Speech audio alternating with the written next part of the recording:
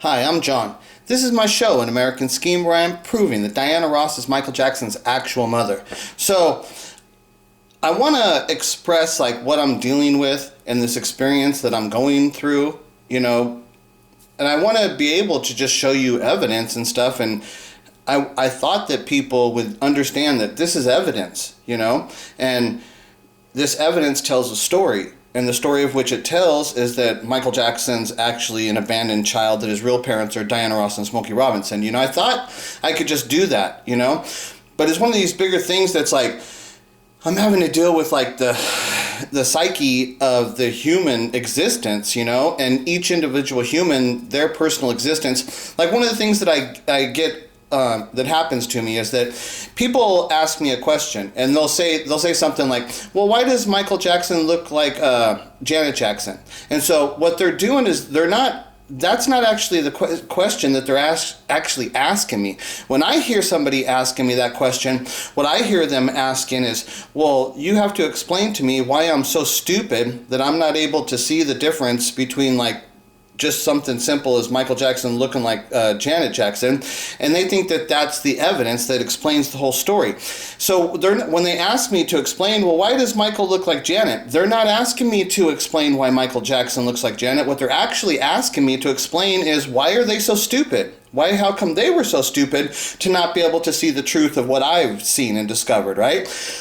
So I have to deal with it's all kinds of there's weird things of what I deal with in this reality of having to deal with people and having to try and relate, things to them and try and explain to them things that they can't explain to themselves. So I'm just in this really weird place, right? So it's well, let me show you, because one of the best explanations that I've ever seen about what humanity is, what we're dealing here with, is the movie The Matrix. And so this is the architect scene, right? And so we're going to listen to what he says, and I'm going to relate it into things that I'm dealing with now, right? So my position on this is that Michael Jackson would be the architect. He's the one that created the songs.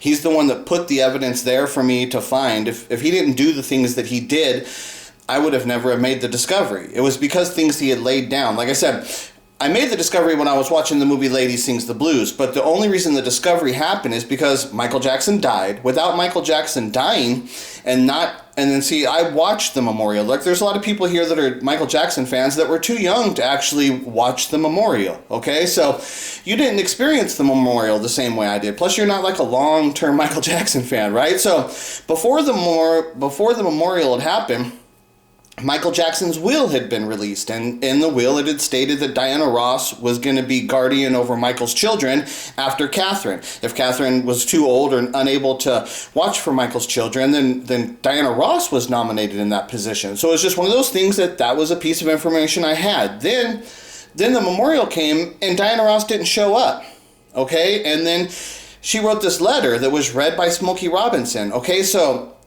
those were really key instrumental things that had to happen in order for me to get to the point where I asked the question, could Diana Ross be Michael Jackson's mother? Because without that occurring, when I had seen Diana Ross, I still might not have asked the question. But it was because because Michael died, and in his will, Diana was there. Like I'm saying, Michael was the architect. Even in his death, he did things because he's in control. He was putting out messages, and he was telling this true story.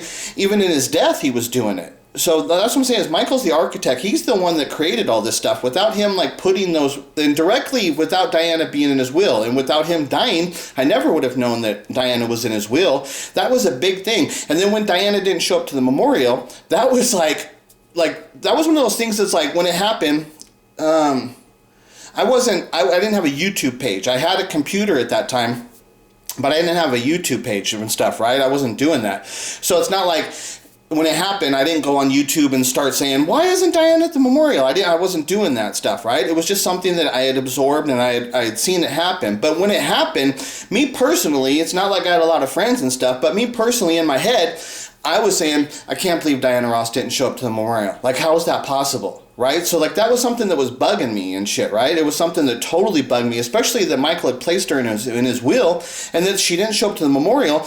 And I was just how is that possible that Diana Ross, because Michael Jackson's memorial, it was at the Staples Center. That was the biggest memorial type of thing like that I've ever seen in my life. Like, I would say it was like almost comparable to, like, if you look back in history, you know, you look back to these key figures who had been killed, like when John F. Kennedy got killed, or you think back when, like, Martin Luther King, and talk about, like, big events. Okay, so in my life, when I think about, like, people that have been killed or a big event like that, like, I can't even think of one, except the first one is the Michael Jackson. When Michael Jackson died and they had his memorial at the Staples Center, it was the big event. You know, it was on TV. You know, it was on TV and shit. And like I was saying, I can't think. There probably was somebody that was like, you know, somebody maybe I wouldn't have really cared about. Maybe there was other events, but they didn't die in a fashion like, or they weren't interesting enough to me as like what Michael Jackson was. So the Michael Jackson Memorial, the event of what it was a big event.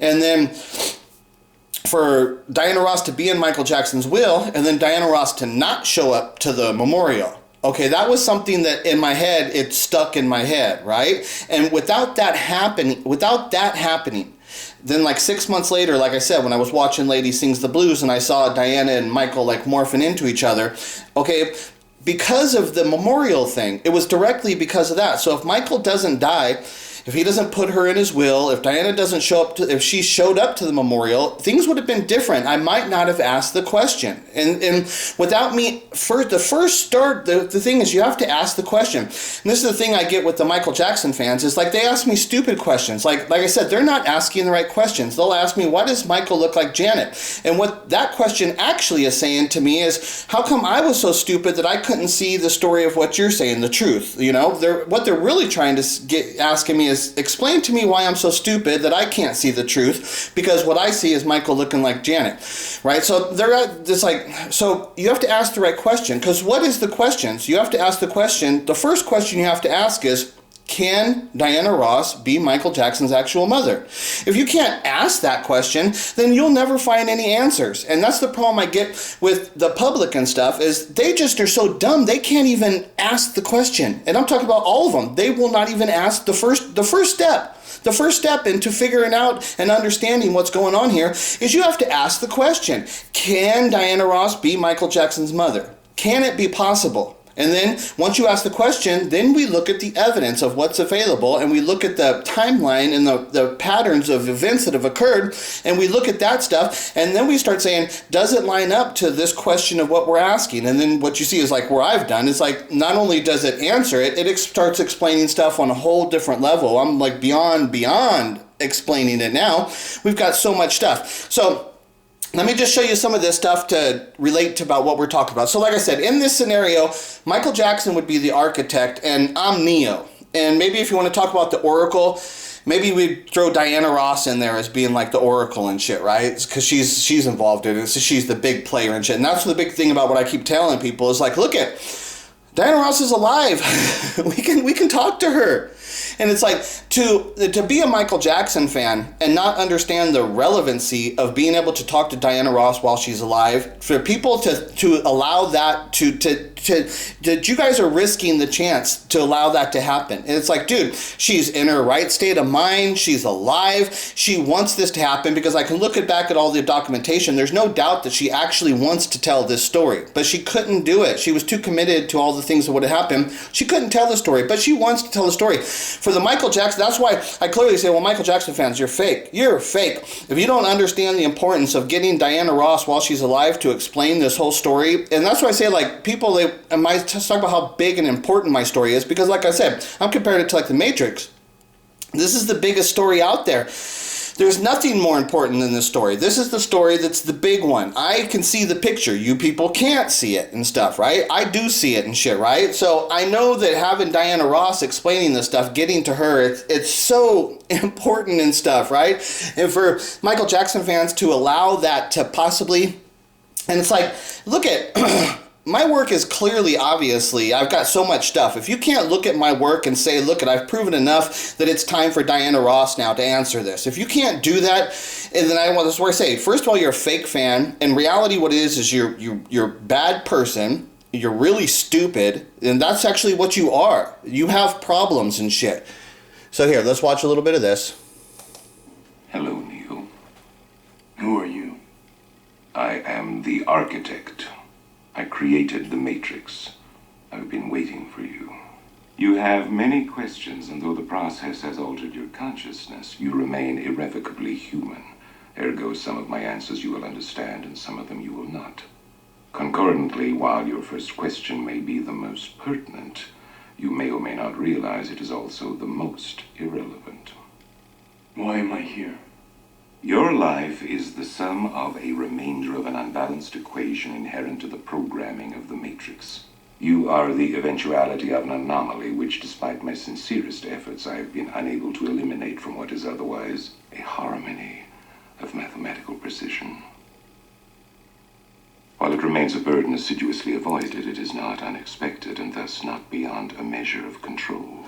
So, like, what I was saying, this mathematical harmony, that's what I'm saying is, like, Michael Jackson being the architect, he created the Billie Jean thing, and I keep trying to show you is that I've seen it now. What Michael did with Billie Jean as him being the architect and what he created and everything about, he knows that it's like the people are dumb. They don't even know how to ask the right questions. Oh, that my question might be the most pertinent, but it's also the most irrelevant and shit, you know? The things about what's actually going on, and it's like, so for me to get people to understand things on this level and stuff, it's just difficult. And he explains to you, I'll show, because I want to show you why, how he explains. Just led you inexorably here. You haven't answered my question. Quite right. Interesting. That was quicker than the others. Others? How many? Others? What? Answer my question. The Matrix is older than you know. I prefer counting from the emergence of one integral anomaly to the emergence of the next, in which case this is the sixth version. 5 ones before me. There are only 2 possible explanations. There were 5 ones before me. Either no one told me, or no one knows. Precisely. That's the thing about with Michael Jackson's thing too, is that, okay, so is it that no one told us that this was going on, or is it that nobody knows? And what happens, from my understanding, is that nobody knows. Nobody really knows. There's very, very, very few people that know, and those people are so directly involved in it that they have too much to risk and too much at stake that they won't expose it. They won't do it because they're directly like benefiting from the lie and shit, right? So nobody knows, and that's what I keep trying to say is why my story is so important. Is that I prove that the system of which we live in, this world of which we live in, I expose its flaws. And that's what I'm doing. I'm exposing the flaws, that the whole educational system, the whole media system, the whole like reporting system, all of it, it's all flawed. And people, that's why I keep trying to express to people how big this Michael Jackson story is and what it actually does, because it touches so many elements of our society and it reaches and spans across the globe, because Michael Jackson has that, is worldwide known and shit. And so this is the big story, and it touches things and exposes, and it's a thing that once it's unleashed on society, it'll just go. It'll have a life of its own. It's got this power, and that's why I'm trying to say to the Michael Jackson fans, it's like, look at Michael Jackson has a chance to do things that we have no idea. We had no idea that it was going to evolve into this next step, but. You know, God works in mysterious ways and stuff, and God created Michael Jackson and God created me. And we're here now at this time, and there always has to be a person. And I have to look at myself and be like, okay, it's easy to see Michael Jackson. He's got all this talent and shit, right? And he did all these great things. So it's easy to look at him and say, oh, well, it's Michael Jackson, you know, okay, he's that. But me, it's like, how did I become, I mean, I have an idea how I became this person, but I have to deal with my own understanding of that I'm this person. I'm the Neo, and it's like, it was me, and it's weird that I have to be that person and I have to deal with it. It's just weird things that I have to deal with in the world and shit, but it's happening. And the truth is, Michael Jackson is what he was, and I am who I am. I'm the person here that is exposing all this stuff. I'm the person here that has understood it. I'm the one. I'm the Neo character. There's no doubt about it. As you are undoubtedly gathering, the anomaly is systemic, creating fluctuations in even the most simplistic equations. You can't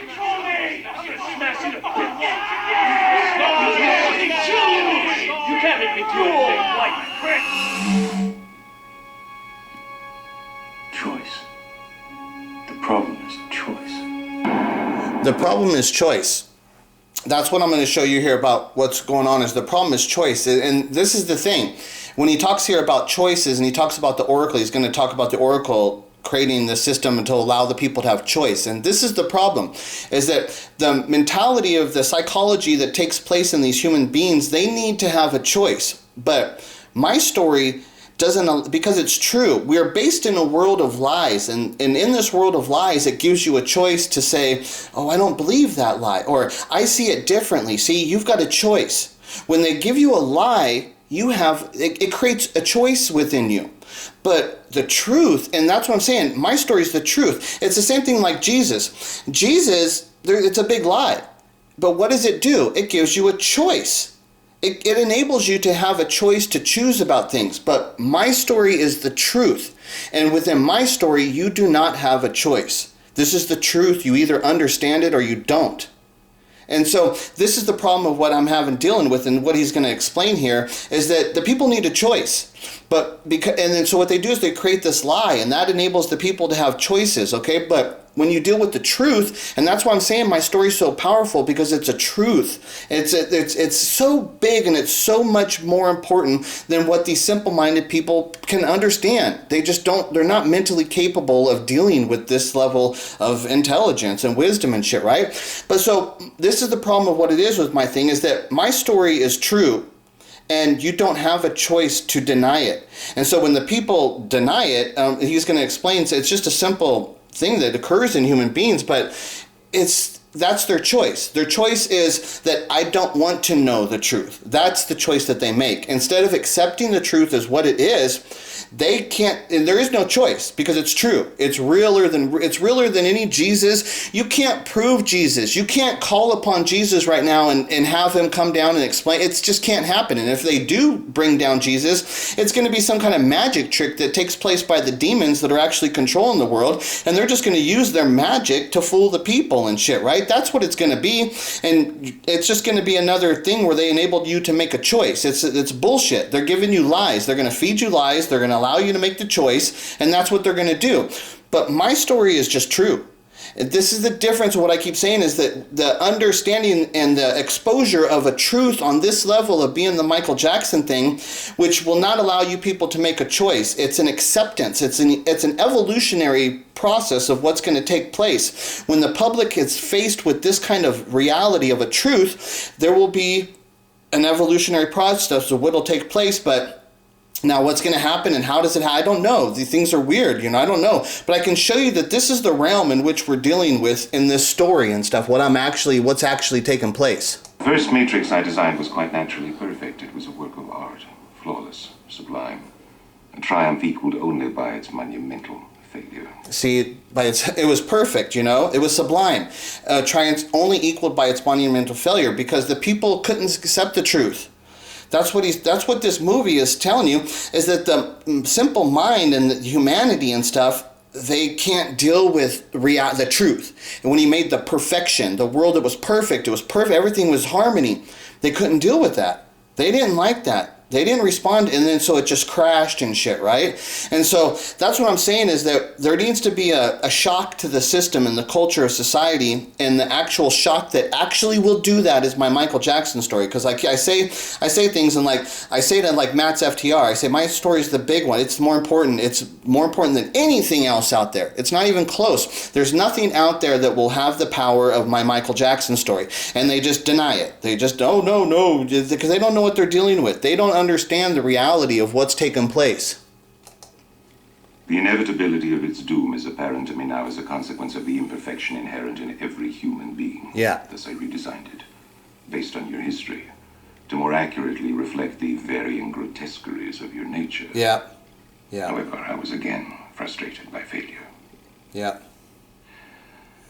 I have since come to understand that the answer eluded me because it required a lesser mind, or perhaps a mind less bound by the parameters of perfection. Thus, the answer was stumbled upon by another, an intuitive program, initially created to investigate certain aspects of the human psyche. If I am the father of the Matrix, she would undoubtedly be its mother. The Oracle. Please. As I was saying, she stumbled upon a solution whereby nearly 99% of all test subjects accepted the program as long as they were given a choice, even if they were only aware of the choice at a near unconscious level. That's it. That's what I'm saying is that 99% of the people out there, they're just like, they're so simplistic. They don't understand what's going on. They need to be given a choice, and my story does not give them a choice. So they can't accept it. They just deny it, and they refuse. They turn away, and they'll attack it. They'll do anything to get rid of it because they don't want it to exist. They don't want to have to deal with it and stuff, right? But there is like 1% of the people, and that's about what it is. I'd say about 1 out of every 100 people that come around my page see what I'm doing. But then still, the reality is that they have to deal with it and stuff and have a bigger understanding. And it's not easy to deal with, and that's what they're having to experience and stuff. It's still, they don't know exactly what to do and stuff. It's tricky and shit. We're dealing at the highest level. This story is it's the highest level of human existence. That's what's actually going on. And this is how God works in mysterious ways. And so that's what I'm saying. It's like when I'm doing this stuff, I can see it's like I'm like walking beside God. I see God's plan, and I see it unfolding right in front of my face, and I'm actually the hands that are actually working this shit. Now, Michael Jackson's the one who created it. He's the architect, but there had to be a Neo who came and is the anomaly and stuff and broke everything out open and shit. And that's what I'm doing and stuff. And it's like weird that I'm this person and shit, you know? It's freaking weird. While this answer functioned, it was obviously fundamentally flawed, thus creating the otherwise contradictory systemic anomaly that, if left unchecked, might threaten the system itself. Ergo, those that refuse the program, while a minority, if unchecked, would constitute an escalating probability of disaster. This is about Zion. And so that's what I'm trying to do. Is I'm trying to say is that look at this world we're in right now is rolling on its pattern into this era of where we're rolling into. And so there's this battle going on because I'm trying to break the story because I understand that the only chance we have to fight against the beings and the creators, the demonic forces that are just rolling right along, that they have this plan. And so in order to hinder them and stop them, you have to have it has to be drastic on a level of what people have never been able to deal with before. It's got to be drastic. And it's like weird because it's like, so I look at my position and it's like, shit, I'm that person. I'm the person here that's going to break this open, and I'm going to do it with Michael Jackson's work. He's the one, like I get to be the person that exposes it, but then it's Michael Jackson. It's him and it's his work that actually does the stuff. So it's a weird position to be in and stuff, right? So, but that's what's taking place here and shit. And it's like, so this is about Zion, and it's like, yeah, I'm talking about, this is about Earth. This is about all humanity. And humanity is about to fold. We're about to transition into another form of human beings and creatures and stuff. There's something that's taking place that's going on right now, and nobody's stopping it. And nobody has the power to stop it, because the only way to stop it is you have to introduce a truth of which people cannot deny. And with that truth and that exposure to the truth, it's going to put a shock into the system, and it has a chance, will finally have a chance to fight back. And probably what happens to me is I get executed for it, because the first thing they're going to do is they're going to come and get rid of me. But once the work is out there, they can't stop Michael Jackson's work. They can't get rid of it. And that's why it was Michael Jackson, because he's so big and so world-renowned and his stuff is so established. You can't just kill Michael Jackson's work off like that. It can't be done. There's just too much of it out there. That's why it's Michael Jackson. And that's what I'm saying with the fans. It's like, you're not a fan of Michael Jackson because you don't understand the power of what he actually created and what the power of what it actually can do and what it is and what's going to be done and stuff. But you people are not fans of Michael Jackson because you not only do you not want to see it done, you're fighting against me. It's crazy. You are here because Zion is about to be destroyed. Its every living inhabitant terminated, its entire existence eradicated. Bullshit. Denial is the most predictable of all human responses. Denial is the most predictable of all human responses. Denial is the most predictable of all human responses. And now, let me show you. Denial. Denial is the most predictable of all human responses. So like when you have these people and their responses are denial, it is the most simplest, basic form of human existence. You're talking about the lowest level of human intelligence of an existence. That's what you get. Now listen to this when I talk about denial. Now, does he deal with my story? No. And when he has a choice, and see, he has to make a choice. That's what the whole thing about him is the choice thing. He's built in a world where they created this world to give you a choice, okay?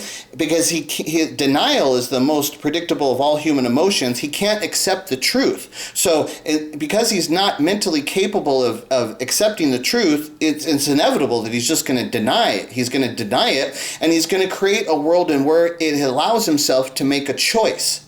And so everything of what I just showed you, now this is the real world application. Watch Joey Moonwalker, what's his freaking, I don't even pay attention to these people anymore. What's his name is what? I forgot his fucking, even his name and shit. His name's Joey though. Joey Moonwalker something. All those damn stupid Moonwalker, they're just so fucking fake and shit, right? But so, you people know who he is, right? So now listen to him talking about my story. You're an idiot. You're a fraud, John. You're an idiot. We don't believe your Diana Ross story. I don't believe it. Denial. Your points are interesting, but I don't. This is just. See? You're an idiot. You're a fraud, John. So fighting against me, fighting against the truth, right? And then. John, you're an idiot. We don't believe your Diana Ross story. Denial. I don't believe it. Your points are interesting, but I don't. This is just. See, and then he makes a choice. He has to make a choice to create an understanding for himself of how he exists in this world. It's like there's like nothing better I can show you what the guy just told you in the Matrix, the architect, and explaining of what's going on here. And now here's the real world application. You look at how Joey responds to my stuff. He's acting exactly how the architect told you how he's going to act. This is what we're dealing with. And it's like, dude, you're a fake fan. Now, if you would stand up and say, look at your evidence on this doesn't hold up because I can counter it with this evidence. But then what happens is you have to allow me to come back and say, well, no, look at, I just haven't shown you all. Let me show you this piece of evidence because I counter that thought and your evidence. And I show you now that no, this is the truth. And so now we have to come back into the world of the truth. I have to reel him back in to show him the truth. And somehow I have to get him to deal with the truth, of which he absolutely does not want anything to do with the truth. He fights against it. He calls me an idiot. He calls me, I'm the idiot. That's not him calling me an idiot. That's him fighting against the truth. It's him resisting. And because what's the most common freaking human, most common experience? What do you say? The most common thing is the denial. And so he denies everything. Right? And so they had to create this world where they allowed them to feel that they want to feel like they're smart and shit. They want to feel, and so he then creates where he makes a choice. And so he'll say, oh, well, some of your things are good. And then so, but that's him creating that's the choice of which he's created to allow himself to say, oh yeah, I see that some of your stuff is good, but no, but I override that because I'm making my own choice. And he has not made any choice. He's not dealing with any evidence. He's not dealing with any forms of reality. This is the slave mind. This is a person that's a victim. This is a person that has been dominated by Satan his whole life. He doesn't understand anything of the world of which he lives. And I'm here being insulted by the person, and I'm still trying to help him. I'm still trying to free him, and I'm still trying to better everybody, because just what he says, all humanity is going to, in Zion's about to be wiped out. Well, that's what's taking place. That's what's going to happen. That's what's going on in the world. everything, there's major things about to take place, and without anybody resisting or having some kind of power to be able to fight and resist, then it's just inevitable that it's going to happen. And isn't it crazy that I can see, that's why I say the Michael Jackson's the most important thing, there's just no doubt about it, because I can see the power of what this Michael Jackson story actually does. It's a truth. It's an undeniable truth that overrides every bit of the societal norms of which we've been exposed to in our life.